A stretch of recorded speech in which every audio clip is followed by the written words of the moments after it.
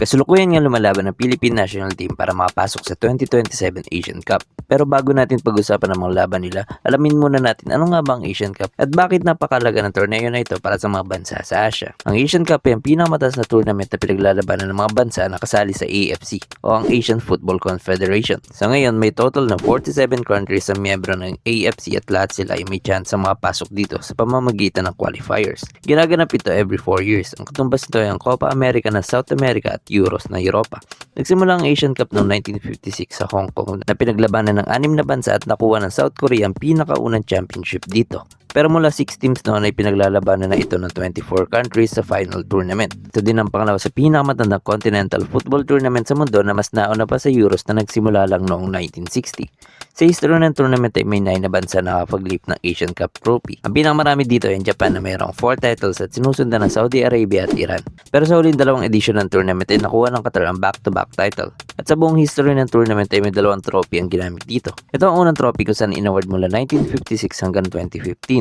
At noong 2019 ay may bagong trophy na pinresent na ngayon ay binibigay sa magiging kampiyon. Ang Asian Cup ay hindi lang basta torneo. Ito ang ultimate stage kung saan nakikita ang pinakamalalakas na teams at players mula sa buong Asia. Dito naglalaro mga star players ng bawat bansa na naglalaro sa mga top leagues ngayon tulad ni Sang Hyun-min ng South Korea, Takefusa Kubo at Takumi Minamino ng Japan, Mehdi Taremi ng Iran at marami pang iba.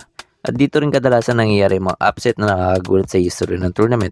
Isipin mo pang 80th sa FIFA rankings at outside sa top 10 ng Asia ang Iraq noong naging kampiyon noong 2007 laban sa mas malalaking football nations. Patunay na sa Asian Cup lahat ay may chance. Para sa isang bansa mapag-qualify dito ay malaking karangalan. Ibig sabihin isa ka sa mga kinikilalang top teams ng buong kontinente. Kaya lahat ng bansa sa Asia ay ginagawa ang lahat para makapasok sa torneo na ito. Pagdating naman sa Pilipinas ay isang beses pa lang ito nakapag-qualify at ito ay noong 2019 na ginanap sa United Arab Emirates. Napasama sila sa grupo ng South Korea, China at Kyrgyzstan.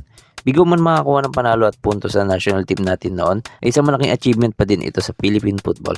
Dahil in first time in history ay napasama tayo sa top tournament ng kontinente. At ngayon nga ay may chance naman makapasok ang national team natin sa darating na 2027 Asian Cup na gaganapin sa Saudi Arabia kung saan napabilang sila sa grupo kasama ng Tajikistan, Timor-Leste at Maldives. Kailangan lang ng Pilipinas na mag-top sa group para makuha ang ticket papunta sa second Asian Cup ng bansa. Pero to be honest, challenge pa din ito sa Pilipinas. Pero positive pa din naman ako na kaya nila makapag-qualify. Maganda din ang performance ng national team natin sa mga nakaraang games nito. Kaya malaki ang chance na mapag-qualify sila at makita ulit ang Pilipinas sa pinakamalaking tournament sa Asia. Kayo, ano sa tingin nyo? Makapasok kayo ulit ang Pilipinas sa Asian Cup? Comment nyo sa baba ang prediction nyo. Kung nagustuhan nyo itong video, huwag kalimutan yung like at share para lumawak pa ang football sa Pilipinas. At syempre, kung bago ka lang dito sa Pitchside Pilipinas, mag-subscribe ka na at hit mo na rin yung notification bell para updated ka lagi sa mga kwento ng football.